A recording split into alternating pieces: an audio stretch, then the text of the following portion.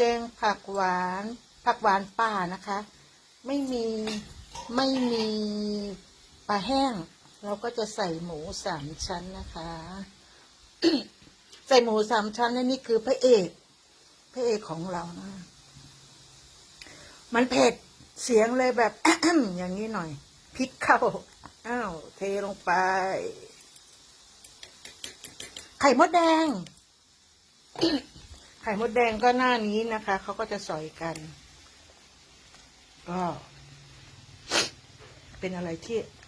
อร่อยมากนะคะมาชิมกันได้นะคะคือเผ็ดเสียงในคอแสบไปหมดแล้วค่ะนี่ได้ผักหวานป่ามานะคะพอดีไปที่ศพเมยมานะคะก็เลยแวะข้างทางแล้วก็ได้มานะชาวบ้านเก็บมาขายให้นะคะคลิปนี้บ๊ายบายก่อนนะคะ